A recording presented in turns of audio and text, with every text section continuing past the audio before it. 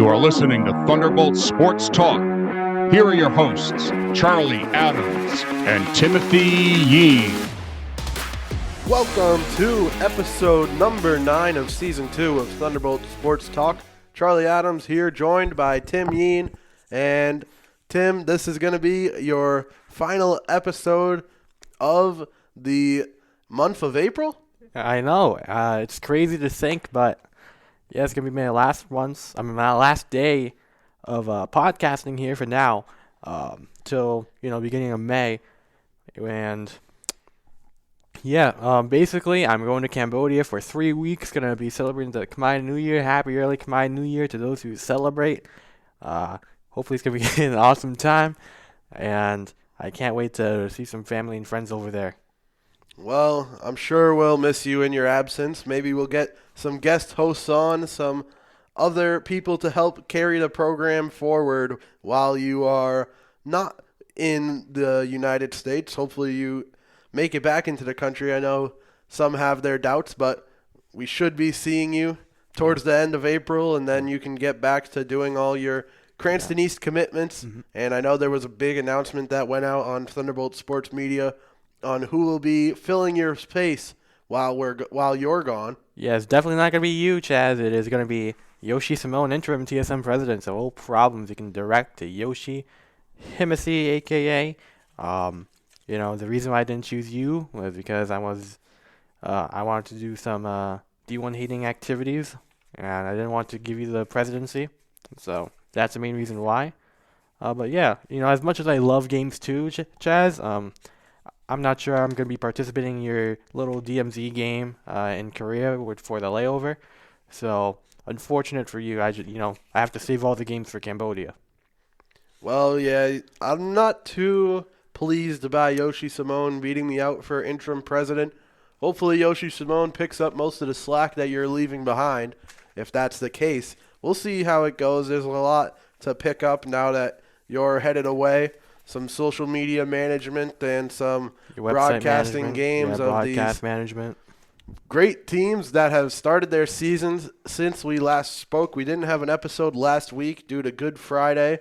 And now that Jesus Christ has died for our sins and been resurrected on the third day, Tim, has anything improved with the Cranston East sports look now that we're into the spring season? I would say it's been more off than it has been on, to be completely honest.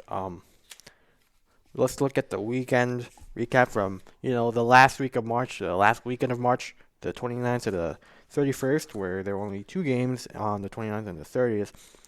The boys' lax team took a loss to Classical 15-0. Didn't get any better. The next game versus East Providence actually did get better. We scored 4 goals, and we lost by 10. So 14-4 loss versus East Prov.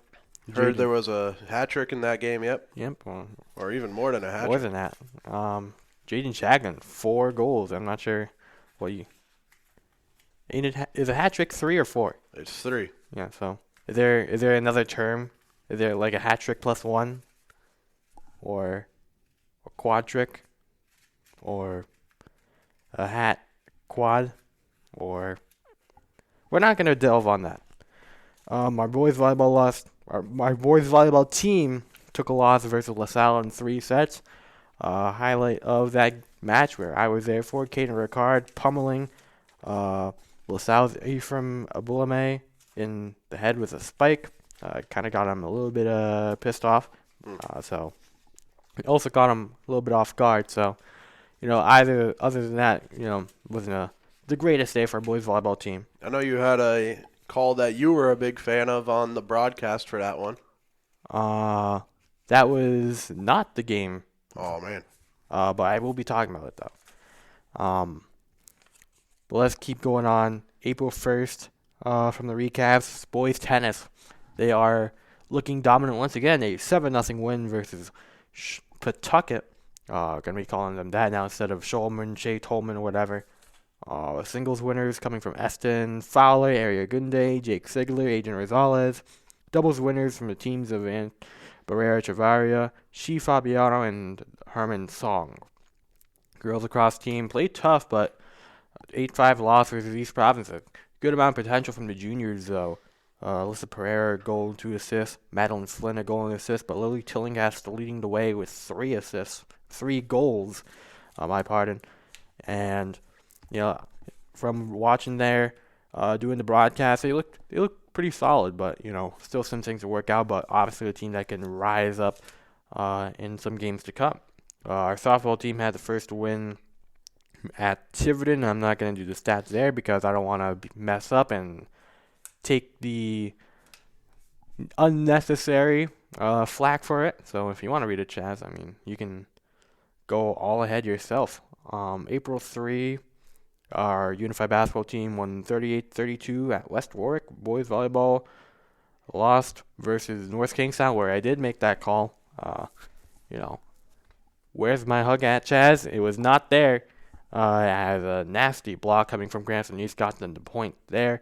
As one of the highlight plays of the night, my highlight broadcast call of the night, more so. Larry Yin, 14 digs. Christian Rivera, 17 assists. Charles Pinson's 9 kills. And then, April 4, we had 2 games delayed due to rain. That was baseball and tennis, although I believe tennis was canceled. Before that, I think North Providence dropped. And then, what we already mentioned, the lacrosse game, but boys volleyball non-leaguer won 3-1. Pinson's 10 added kills and 19 kills and 2 aces. Caleb Shum whopping 40 assists and 2 aces. Larry in 9 digs, 2 aces. Gator Ricard 8 kills, and friend of TSM and somewhat current TSM member Mustafa Ndoye 7 kills, and that's really all we got. And then today we have boys tennis at Woonsocket, softball at Central, and girls lacrosse versus Narragansett 4:15, and 5 o'clock respectively. Well, going back to the lacrosse and the 4-goal question, in regards to soccer, 4 goals is called a haul, 5 is called a glut, 6 is called a double hat trick, and 7 goals is a haul trick. All right, I guess Jaden Chagnon got a haul. Yeah, if that's what you want to call it. And moving to the sports world, the professional sports world, Okay. the biggest thing that we heard coming out pretty recently that was big news was Stephon Diggs being traded and increasing the amount of Buffalo Bills that have left the Buffalo Bills. It's a whole new team over there. And Stephon Diggs going to the Texans is a big move in the NFL and big for Houston, big for all of the pieces that they're building up over there. DeMeco Ryan's got to be happy with that move. To get him for a second-round pick, and plus, they also cut off, the last 3 years of his deal. It's a 1-year deal now, so this is really a prove year for Stephon Diggs, so he's going to be motivated to put some catches up in order to make more money. This is a really smart move by the Texans, and for the Bills, it looks like I'm not sure what they're doing. They might be entering like a rebuild, soft rebuild, because Josh Allen is still there. Maybe a restructuring of sorts, but the Bills now look like a shell of the once, powerful AFC East powerhouse for what was the last couple of years. And now that's all up into question, and now we see much more interesting AFC East. Aaron Rodgers is going to be coming back. We'll see if he survives for more than a minute or 30 seconds. I don't even know how long he was on the field for. It was like 4 snaps. Miami, again, Tua, not sure if that new contract has been made yet, but, if not, then this is a big year for Tua. And, working with Tyreek Hill and Jalen Waddle. And then you have the Patriots, which, is certainly a football team as of late. They play football. Hopefully they play even more football with our 3rd draft selection. I'm not sure if we're going to trade down or stay with it. I know we have the draft is on April 25th, and you're not going to be here to talk about it when it's right on top of us. So you can tell us now what you're feeling for this draft. There's plenty that could happen with the Patriots. Mike Marvin Harrison Jr. might fall down to the 3rd pick. Do you pick him there? Do you trade the pick? Do you pick your pick, Joe Alt? I don't know if that's still your pick, but that's this is more just a joke-ish of all sorts. But, in all honesty, again, like Mr. Simone was talking about in our podcast group chat, I think if we trade down and then pick Alt, we accrue more picks for the later rounds, which I think we only have 7 total right now. That's including the first round, which isn't too much. So, just to, especially for a rebuilding team, just acquiring a couple more draft picks by trading down doesn't seem like the worst idea at all, especially since we are at pick 3. And, if we trade down like 3 spots down or, 10 or I don't even know, there's still a lot of decent talent still available on the board. And I'm not even sure what the Patriots are going to do. I feel like that they're going to try their best to maneuver a trade, but if they can't find anything, or we're not going to rush them. I think the pick, my personal pick, if Washington doesn't take Jaden Daniels, I say Jaden Daniels. All right, I wouldn't be too upset with Jaden Daniels. There's definitely a good amount of quarterbacks that are available. Hopefully we don't end up somehow getting someone like J.J. McCarthy, who I've heard getting a lot of love high up on the draft. Very much a lot of love. The media has been hyping it up. We're getting these odds that you might be going number 4 or something like that. I hope not. I think there's better options out there. I know he's coming off of a national championship victory, but I think there's still, Jaden Daniels, Caleb Williams, of course, and Michael Penix Jr. even, who might or should maybe be picked over one J.J. McCarthy. But we'll see how it all shakes out. And, one of the major sports that are really picking up now after opening day at the end of March, the Red Sox and the MLB season are off to a hot start. Boston is already moving strong, sitting nicely at 5-2 on the year so far, with a sweep of the Oakland AAAs, who news came out yesterday will be playing their last year in Oakland before moving over to West Sacramento, playing at the home of the Sacramento River Cats, I believe, where they'll share a minor league stadium fit for such a franchise like that. Because the Oakland A's are just a sight to behold as a team. One of their best players in their opening series got sent down to the minor leagues after being their best player because he needed more time to get on. I don't know what we were doing there. The ownership is terrible. Always it's something new with this team coming out. That we saw their usher sheet got leaked where they're telling fans to take away everything, that's telling the ownership to not move the team and stay in Oakland and all this. So it's all bad looks around. Everyone knew the Oakland A's would be this heading in. But poor Oakland, man. They've lost Golden State. They've lost the Raiders. And now they're going to lose the A's. Yeah, they're pretty much barren of all the sports teams that occupied about their area, and they were really all nice and close to each other. O.co, or Oakland Coliseum, was right next door to the old Warriors Arena. Now they're both going to be empty. And for the Red Sox, they've surprised and turned some heads with their pitching, which we were expecting to be a problem all year. Andrew Bailey has came in and made some easy changes, or maybe Dave Bush has been incompetent for so many years. But the Red Sox exited their series against the Mariners, leading in almost every single pitching category, and they continued to do it pretty well against Oakland as well. Both of them aren't the greatest offensive teams, but it's good to see the Red Sox are winning games that they definitely wouldn't be last year. And I just got to mention for a second that MLB.TV is arguably one of the best subscription services in the sporting world. I know they have issues with blacking out their games for local markets for who knows why. I don't know what contracts they signed to make that a thing, but it's a pretty annoying thing where you pay all this money and you can't watch your hometown team.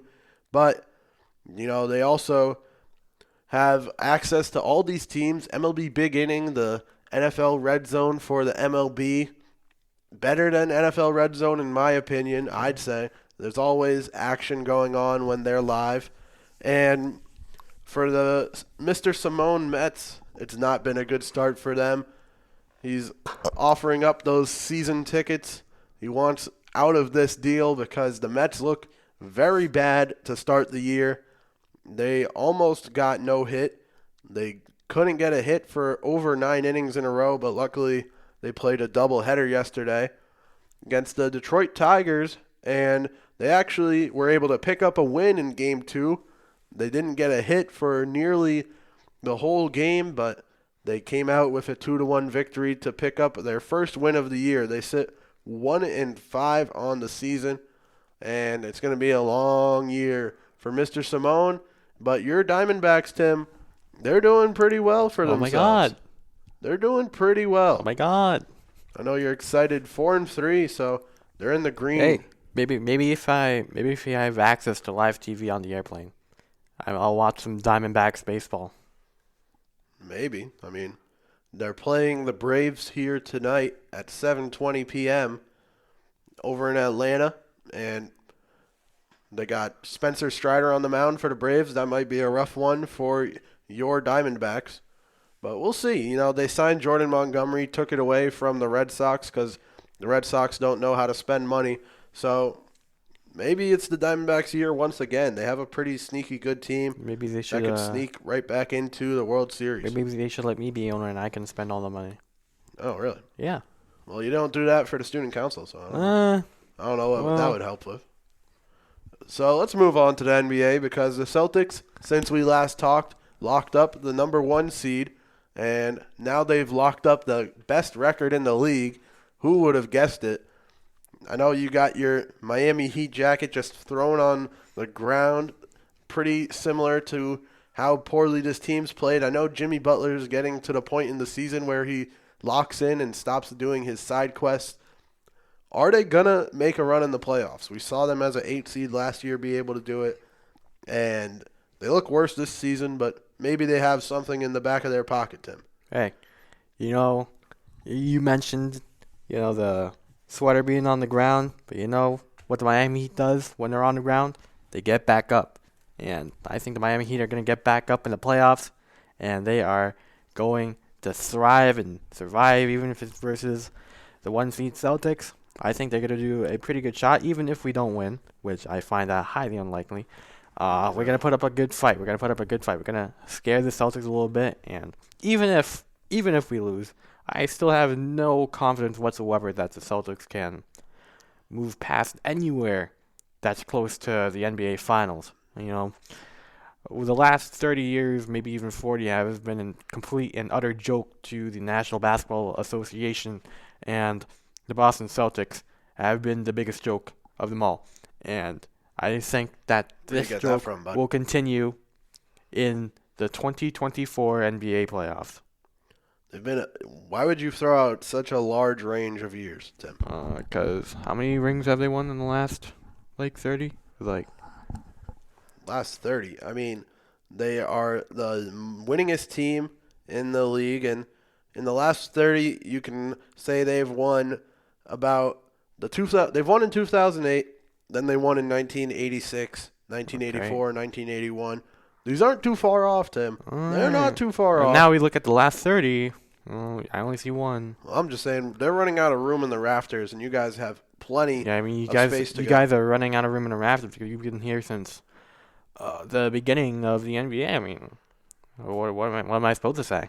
Congratulations on being the oldest team with the most wins. I can't say I'm surprised. Well, they're the best team in the league. They haven't that doesn't mean seen much. anyone matched up. Oh, I can't wait till next week where we can get some intelligent people on the program. Yeah, it doesn't mean sports. much. I mean, I can reference my Miami back in 2022. Interesting. 2022 or whenever they were the 1 seed. Yep. That shot. And it doesn't. That means that even though you might be the best team in the NBA, doesn't mean you can always not get caught lacking. So, just my fair warning to you.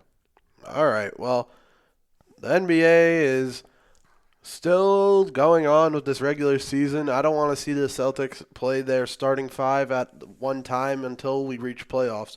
Especially Kristaps Porzingis. He needs to be playing every third game at this point to make sure he's healthy come playoff time. And, when you're the best team in the league, you can take those rest days. Please just get to the playoffs healthy. There hasn't been a team in the regular season that's been able to contest us or even come close to us consistently, and that's why they're the best team in the league. I think it's going to continue. The Celtics look for real. They look like this is their year to do it. They have the best roster, and they're playing like it. Don't we do it every year? Okay. Well, the Bruins clinched the playoffs as well, and they'll be returning to the NHL playoffs, which are one of the most exciting playoffs that sports has to offer, and it's going to be another year for the Bruins to hopefully right their wrong after getting eliminated by the Blues after a historic year. Still eating at everyone, but there's always another chance to get it back. And another sports event going on this weekend is WrestleMania 40, the biggest pro wrestling event every year is happening in Philadelphia, Pennsylvania, and it's going to be an exciting card. Tim, do you have any predictions for the big WrestleMania event? No, Why? because I don't have any. All right, well, if you had to choose between Cody Rhodes and Roman Reigns, who do you think wins? Wasn't Cody Rhodes getting beat up by The Rock, on Twitter or something like that? Yeah, pretty much. I'll take the other dude then. All right, who do you have in the night one main event between Roman Reigns and The Rock versus Cody Rhodes and Seth Rollins? I'll take the Rock team. Okay. Logan Paul is defending his Jesus. United States Championship versus Jesus. Randy Orton and Kevin Owens in a triple threat match. Who do you have winning that one? Not Logan Paul, Why not? because actually has he actually been doing good? Yeah. Of course. All right. I guess if he drinks like 10 bottles of Prime, which are you still drinking that? No, not really. I mean, they're pretty still hard to come by. I guess I'll take Logan Paul. All right. Well, Gunther is defending his Intercontinental title versus Sami Zayn. And who do you got in winning that one? His name's Gunther. Gunther. I mean, he was named Walter in NXT, but now that he's in the main roster, he's been going by Gunther, part of Imperium. All right, I'll go with this Gunther dude. He's a beast, so you'll probably be right there. We got to cover some of the women's matches as well. All right. Io Sky is defending her WWE Championship versus Bayley. Who do you have winning that? Bayley is Bayley connected to Bailey Zappi, so the other lady.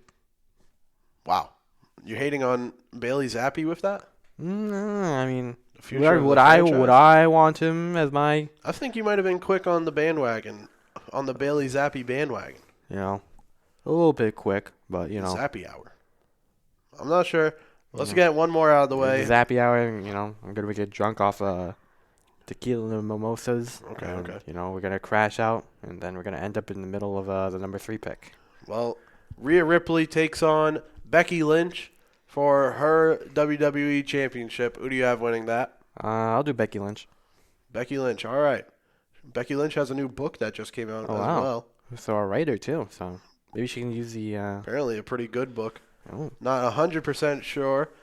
And that's not all for the wrestling news during WrestleMania weekend. Of course, there's the Hall of Fame ceremony tonight with Paul Heyman being inducted as the headliner to that. But also on Saturday in the afternoon, they'll have the NXT Stand and Deliver event.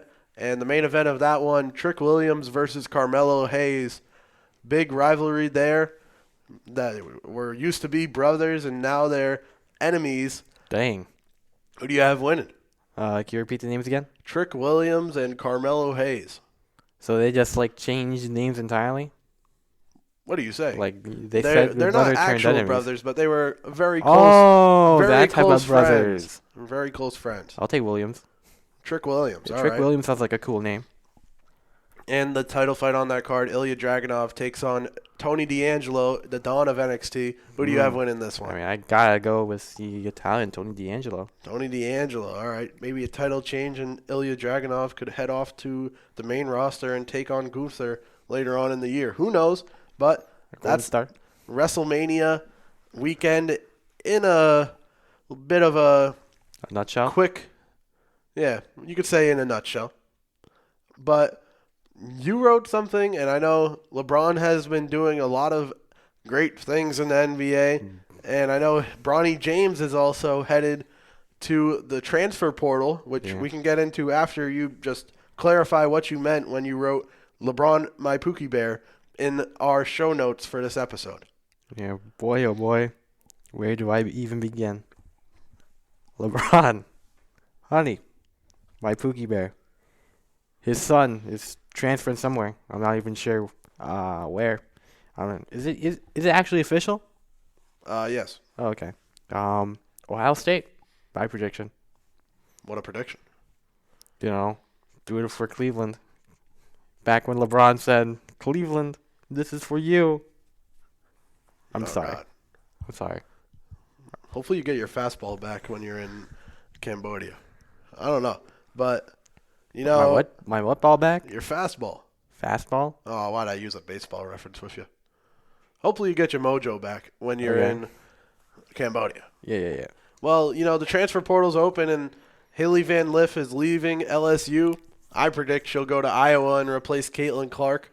And I know that's kind of a Kevin Durant kind of thing to do, but, I mean, that's definitely the best option for her. I don't know. To replace? Everyone's really said that Haley Van Lith should not be at LSU right now, and it's kind of hurt her career in draft stock. Yeah. And with Clark going to the WNBA and with all these players going to the WNBA, she's in the portal and definitely options for her. Paige Beckers is still going to be at UConn. I don't know if she'll want to team up with her, but I mean, if she does go the Kevin Durant way, I mean, I think she'll go team up with Paige Beckers at UConn. I'm sure she'll get some playing time there, but you know, I mean, when you're defending the top women's basketball player in the nation, or top 2 women's basketball player in the nation, you know, Caitlin Clark, you know, it's kind of tough. She's kind of struggling to beat the Cone accusations after that performance. So the Cone accusations, you know, she was kind of just there while Caitlin Clark. Yeah. I mean, I think she just gave up on one thing and just like shrugged her shoulders after Caitlin Clark scored another. The Women's March Madness has been one of the most exciting parts of this month, maybe more exciting than the men's. And who do you have reaching the championship and taking it home? I'd say, look, both the Madnesses, I think UConn is going to win it all. There you go, a UConn sweep. UConn. I mean, I definitely have UConn winning the men's. Yeah. I think Caitlin Clark could definitely bring it home for the women's. I don't know. I feel like versus UConn, I think Paige Beckers, you know, might pull out some, you know, where people forget about her, but Paige Beckers. I think Caitlin Clark might put 50 on UConn. We'll see. But for the men's side of things, UConn just continues to win by a lot. And it doesn't look like it's going to change. It looks like we're going to have 1-versus-1 in the championship unless we see a pretty big upset at this point.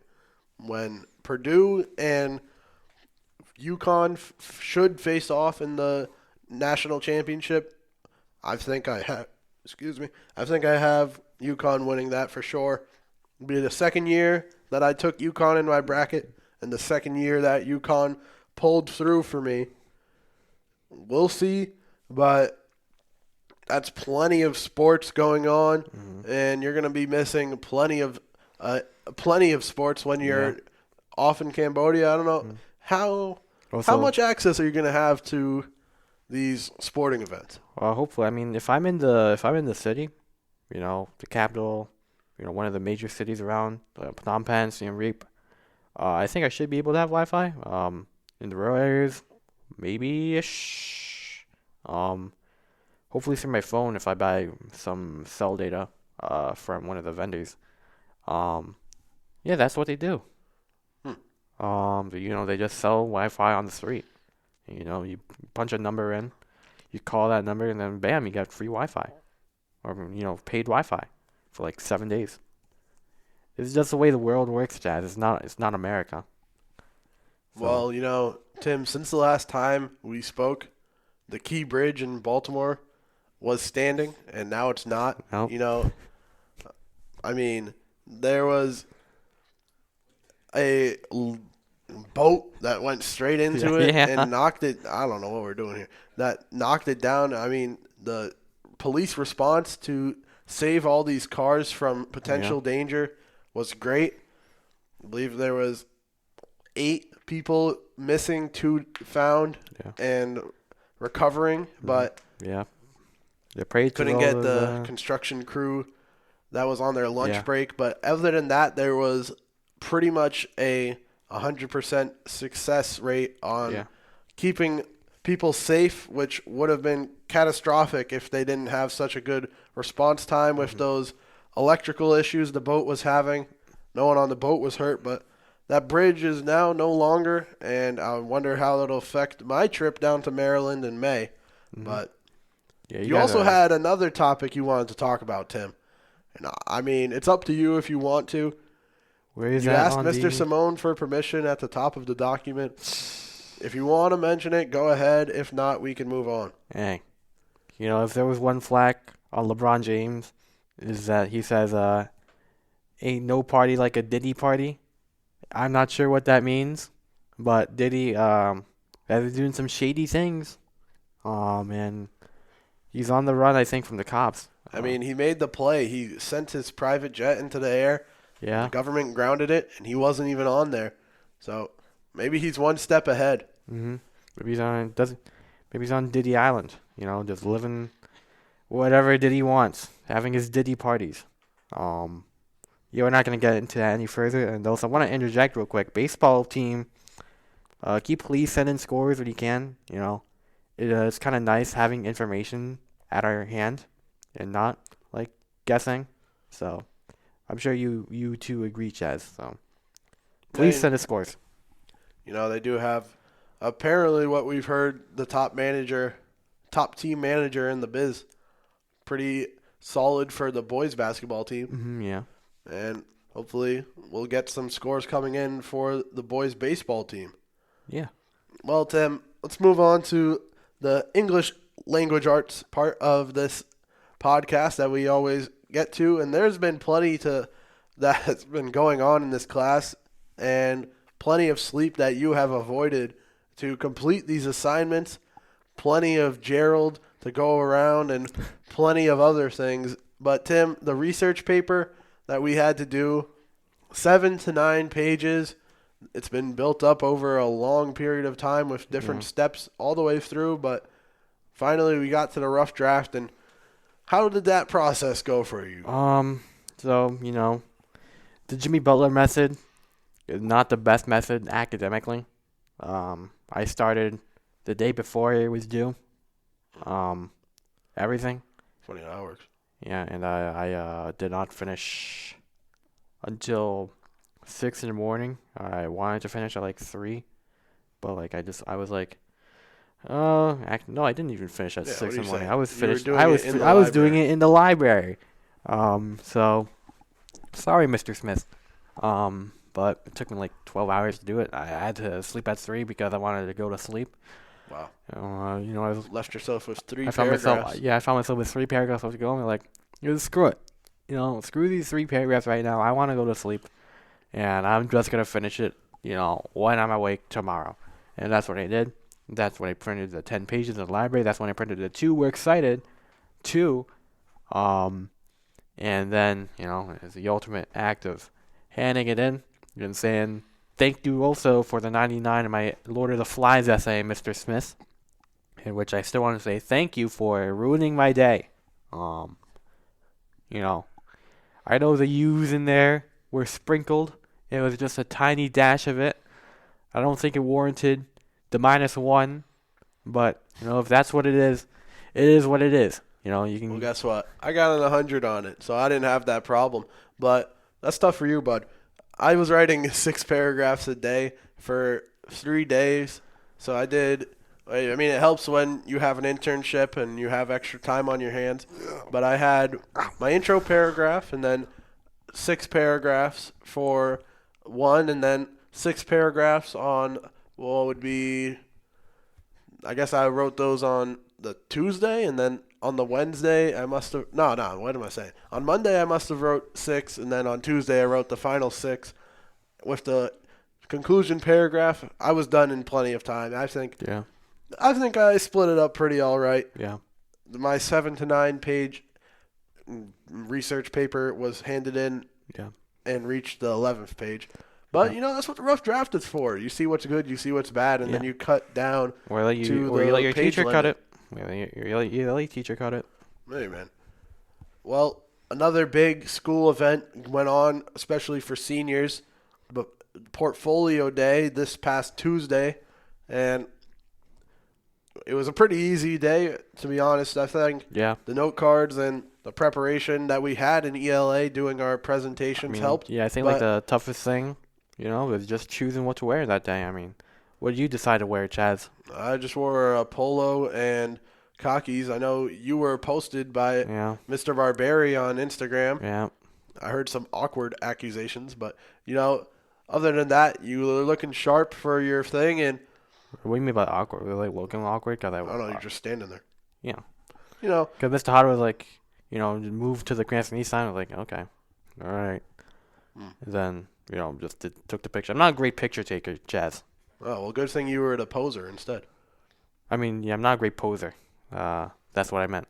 Well, for me, I didn't get the exact time, but I'd probably say it was in the 12 to 15 minute range, hopefully.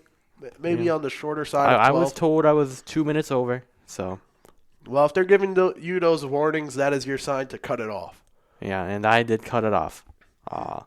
I just rushed my final slide and then, took questions, which there weren't any. So, but it was advice, though. Nice. Well, I think our graduation status won't be affected by the portfolios. I'm pretty sure that I passed. Potentially 2 people's graduation statuses will be questionable if they don't show up for their second chance. That's true. There were a little bit of absences. I think my portfolio started around 10:45 or 11:45. I was scheduled for 11:40. Yeah, I think I think I put us back on schedule with my performance. Yeah, I think Xingyu Wang was sent to the wrong room, actually, so looks like he might be doing some makeup stuff, unless he actually did his on the day. And, they're just like, oops, it's an accident, and you can just do it right now. Well, Tim, you have about, I'd say, a couple more minutes left on your final episode before you leave us for a couple weeks. We're going to have 2 episodes without you. Yeah. Some guest hosts coming on, hopefully, if they can get out of their classes and join us, which should be exciting. But for your time in Thunderbolt Sports Talk, for now, it will be over. What do you have to say for yourself? Can you please buy Tekken 8? Dog, I'm not. Why would I buy it for you to leave to Cambodia immediately? So you can play it when we come back, and you have 3 weeks to learn the matchups? Bro, I'm not touching Tekken 8. I'd play you in Super Smash Bros. Maybe. This is mad, maybe. Like, Super Smash Bros. Is like my limit in fighting games, and I'm not good at Super Smash Bros. Okay. There's no way I'm buying Tekken 8. MLB The Show, speaking of games, is, I don't know. It's still good in my opinion. It's still been fun, of course, but they're kind of headed down a path that you don't want to see for San Diego's studios. They're turning into a little bit of EA with their transactions, especially with what they released coming up for their monthly awards. They released a program with 4 cards in it that topped out at 91 overall, and then released a pack with a 92 overall that you had to pay for. And usually they were giving us a lot of these free packs, but now they're not giving us these free packs. I don't know. I just want my game to feel like how it used to. and now they're doing it like this, a little microtransaction-y. Not a fan. Tim, sign us off. Goodbye, Chaz.